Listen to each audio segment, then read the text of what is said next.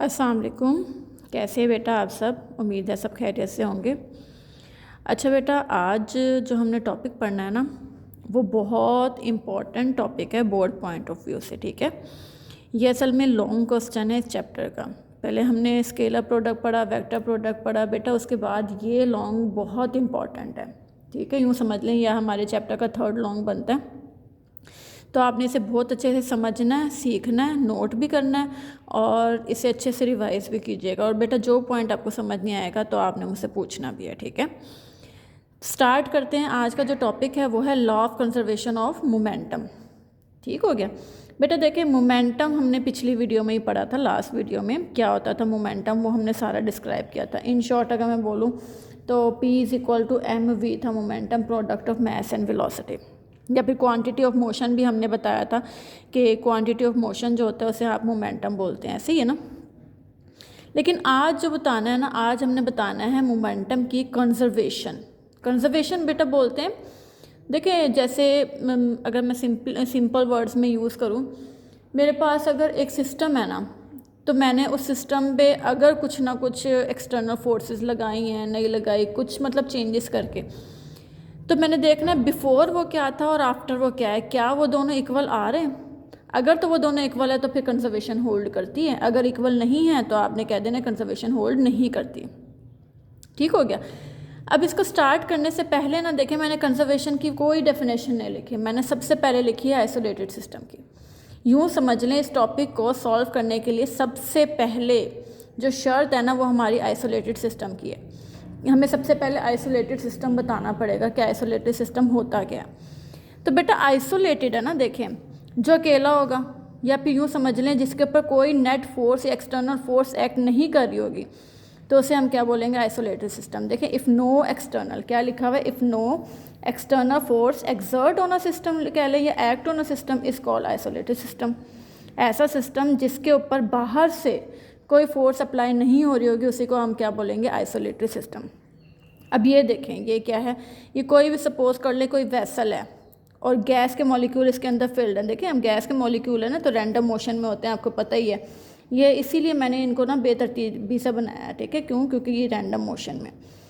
अब ये constant temperature पे अगर रहेंगे, कोई एक्सटर्नल फोर्स नहीं लगेगी, तो समझ लें यही आइसोलेटेड सिस्टम है। देखिए, a vessel of gas molecule at a constant temperature. ठीक हो गया।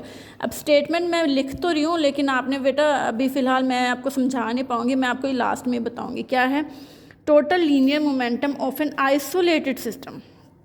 ठीक है ना, आइसोलेटेड सिस्टम का जो लीनियर मोमेंटम है वो कांस्टेंट रहेगा, उसी को आप क्या बोलते हैं, law of conservation of momentum. ठीक है। अब बेटा इसके लिए ना छोटी सी एक्सप्लेनेशन है, ये आप खुद भी देखें लिख सकते हैं, लेकिन आप डायग्राम समझें, आपको सारी एक्सप्लेनेशन क्लियर हो जाएगी। ये ना मैंने दो बॉल्स बनाई हैं, दो हार्ड बॉल हैं। ये आपने याद रखना है, सॉफ्ट बॉल नहीं लेनी बेटा। अगर सॉफ्ट बॉल लेंगे कंजर्वेशन होल्ड नहीं करेगी। ठीक है, ऐसे भी नहीं करना कि एक सॉफ्ट ले लें एक हार्ड ले लें, नहीं, आप ऐसा भी नहीं कर सकते। आपने दोनों ही हार्ड बॉल लेनी है और याद रखना ये कोई आयरन बॉल लीजिएगा, स्मूथ होनी चाहिए, बहुत स्मूथ। बेटा कुछ बॉल्स ऐसी होती हैं थोड़ी सी ना, मतलब टेढ़ी मेढ़ी सी भी हो सकती हैं, जैसे टायर वगैरह, नहीं वैसा नहीं लेना आपने बड़ी ही स्मूथ बॉल लेनी है और हार्ड बॉल लेनी है। ठीक हो गया। तो मैंने ले लिए दो बॉल्स, M1 और M2 नेम दे दिए। रेड वाली हमारे पास M1 है और जो ब्लू वाली है वो हमारे पास M2 है। एक बात जहन में रखनी है कि जो V1 M1 मैस M1 की जो वेलोसिटी है ना वो V1 है और M2 की वेलोसिटी V2 है। बस V1 को थोड़ा सा स्लाइटली ग्रेटर होना चाहिए V2 से। क्यों होना चाहिए भी सुन लें, क्योंकि देखें अगर ये दोनों सेम स्पीड से चल गई तो कभी भी एक दूसरे के साथ इंटरेक्ट नहीं करेंगी। अगर इन दोनों ने इंटरेक्ट करना है तो जाहिर सी बात है फिर V1 की वेलोसिटी थोड़ी सी ज़्यादा रखनी पड़ेगी एज़ कम्पेयर टू V2। मैंने ये मेंशन किया है, V1 should be greater than V2। ठीक हो गया। तो देखिए हमने क्या लिखा है, considered an isolated system of two smooth hard interacting balls of masses, क्या क्या मैसेज हैं, M1 और M2, moving along the same straight line. कहाँ चल रहे हैं, दोनों एक ही लाइन में चल रहे हैं और एक ही डायरेक्शन में चल रहे हैं। और इनकी वेलोसिटीज़ क्या हैं, M1 की वेलोसिटी है V1, M2 की वेलोसिटी है V2। ओके हो गया बेटा। ये कब की बात है? जब ये दोनों अभी टकराए नहीं, अभी हमने बस इन्हें एक लाइन में भेजा ही है स्ट्रेट पाथ में। लेकिन क्योंकि V1 की वेलोसिटी ज़्यादा है, आपको पता है एक टाइम आएगा कि V1 V2 को हिट करेगा, कोलाइड करेगा, टक्कर मारेगा, है ना। जो कुलयन वाला टाइम होगा तो बेटा वो ऐसे नहीं होगा। देखे ना, ये M1 वाली बॉडी M2 को आके हिट करी, ये जो टाइम है यहाँ पे कुलयन हो रही होगी, इसलिए देखें मैंने लिखा है एट कुलयन।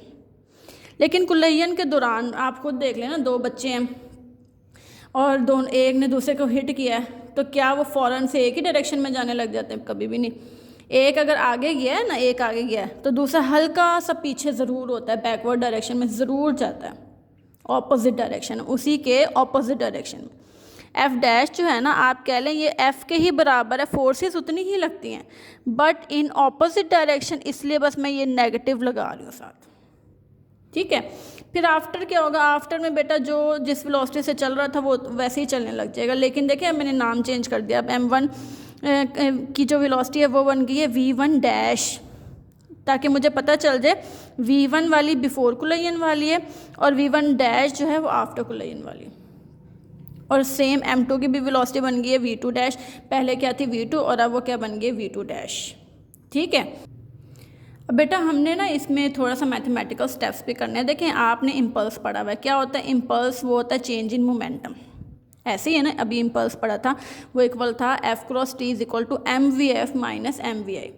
ध्यान दें, F फोर्स है, T टाइम है, M mass of the body है, चाहे वो M1 है चाहे वो M2 है, VF है उसी मैस की फाइनल वेलोसिटी, फिर वही वाला मैस है और उसी मैस की इनिशियल वेलोसिटी। ऐसे ही है ना फार्मूला। अब हमने अपने मुताबिक, अपने मतलब जो बॉल्स के हमने नेम दिए हुए हैं, हम उसके मुताबिक इक्वेशन को थोड़ा सा सेट करते हैं। देखिए मैंने क्या लिखा है, मैंने लिखा है इम्पल्स ऑफ फर्स्ट बॉल। अब फर्स्ट बॉल कौन सी है? M1। देखिए अब आपने सिर्फ इस रेड वाले पोर्शन को देखना है, ब्लू वाले को अभी फ़िलहाल आप इग्नोर कर दें, ठीक है ना। ध्यान दें, मुझे लेनी है M1 में जो आ रही है फोर्स, मुझे चाहिए वो। तो कौन सी आ रही है M1 में फोर्स? कितनी आ रही है बेटा? F dash. तो लो जी F डैश। ठीक हो गया बेटा। टाइम तो देखें ना दोनों को ही लगेगा, तो टाइम को हमने 1 और 2 का नहीं नाम दिया, तो टाइम एज इट इज़ ही रहेगा। ठीक है। फिर है मैस, फर्स्ट बॉल का है ना, तो फर्स्ट बॉल कौन सी है? Mess M1। तो लो जी मैंने लिख दिया M1। फिर है VF, VF का मतलब है फाइनल वेलोसिटी, तो उसी M1 की जो फाइनल वेलोसिटी बनी है वो क्या बनी है? V1 dash. लो जी V1 डैश लिख दिया, माइनस माइनस, फिर कौन सी बॉल चल रही है? M1, तो M1 इनिशियल वेलोसिटी, तो इनिशियल तो वो V1 थी, तो लो जी V1 लिख दिया। बेटा क्लियर हुआ इक्वेशन 1। इसी तरह अब आपने सेकंड बॉल का करना है। अब सेकंड बॉल में आपने सिर्फ ये ब्लू वाली को देखना है, तो देखते हैं उसमें जो फोर्स आ रही है कौन सी आ रही है? F। तो देखें F क्रॉस T। अब सेकंड बॉल कौन सी है? M2, तो M2 लिख दिया। अब उसकी फाइनल वेलोसिटी कौन सी बनी है? V2 डैश, और इनिशियल कितनी थी? V2। ये देखें V2 dash minus M2 V2। ठीक हो गया। अब हमने क्या करना है? दोनों इक्वेशंस को ऐड कर देना। ठीक है। अब मैं दोनों इक्वेशंस को ऐड करती हूँ, लेफ्ट हैंड साइड लेफ्ट के साथ ही ऐड होगी, राइट हैंड साइड के साथ ऐड होगी। ठीक है। तो देखें F dash into T plus F into T is equal to M1 V1 dash minus M1 V1 प्लस M2 V2 dash minus M2 V2। ठीक हो गया बेटा। ब्रैकेट में रिमूव कर देती हूँ, देखते हैं क्या बनता है। पहले इधर देखते हैं। देखो दोनों ब्रैकेट में T कॉमन है, तो हम ऐसे करते हैं ना, पहले T कॉमन ही ले लेते हैं, जो पीछे बच गया वो लिख लेते हैं। पीछे बचा F डैश प्लस F। ठीक हो गया। इसकी मैं ब्रैकेट ओपन कर देती हूँ, ये बनेगा M1 V1 dash minus M1 V1 प्लस M2 V2 dash minus M2 V2। बेटा ठीक है ना, ये बिल्कुल ठीक है। एक और बात बेटा, अभी आपने देखा था F डैश किसके इक्वल था? माइनस F के। ये बात अब आपने जहन में बिठा लेनी है, ऐसे ही था ना। मैं आपको दोबारा दिखाती हूँ, ये देखें F डैश मैंने कहा था उतनी ही फोर्स से जाएगा वो पीछे, लेकिन बट ऑपोजिट डायरेक्शन है, ऑपोजिट डायरेक्शन की वजह से मैंने माइनस लिख दिया। तो देखिए यहाँ पे भी वही लिख दिया। तो मैं इस F डैश की जगह अब क्या लिखने लगी हूँ? माइनस F फिर प्लस F और ये T इज इक्वल टू अब ऐसे करते हैं ना, यहाँ से हम इक्वेशन जो हमारी वेलोसिटीज़ है ना बेटा, यहाँ से ना हम डैश वैल्यू को इकट्ठा कर लेते हैं और विदाउट डैश इकट्ठा कर लेते हैं, ठीक है।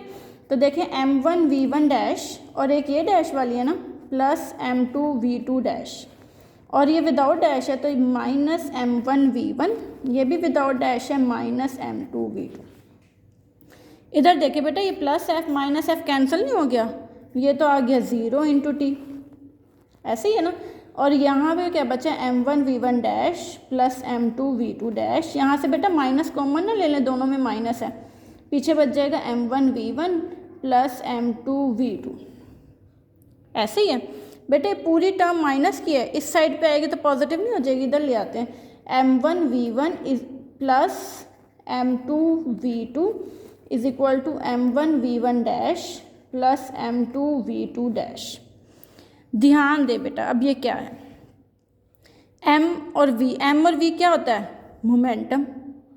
ये क्या है, m और v, ये भी मोमेंटम है, ये भी mv मोमेंटम और ये भी मोमेंटम। लेकिन नोट करने वाली बात क्या है, नोट करने वाली बात है ये वो वेलोसिटीज़ हैं जो बिफोर कोलिजन है और ये वो वेलोसिटीज़ हैं जो आफ्टर कोलिजन है। तो फिर हम कह देते हैं कि ये भी मोमेंटम है, ये भी मोमेंटम है, लेकिन ये वो मोमेंटम है जो बिफोर कोलिजन है, ये वो मोमेंटम है जो आफ्टर कोलिजन है, और वो दोनों इक्वल हैं। तो फिर मैं लिखूं total linear momentum before collision is equal to total linear momentum after collision remain constant या रिमेन कंजर्व्ड, और इसी को आप क्या बोलते हैं, law of conservation of momentum. ठीक हो गया। ओके बेटा, लाइक ज़रूर कीजिएगा, सब्सक्राइब भी कीजिएगा, कुछ समझ ना आए तो कमेंट्स करके पूछिएगा भी, ठीक है। ओके बेटा, अल्लाह हाफिज़।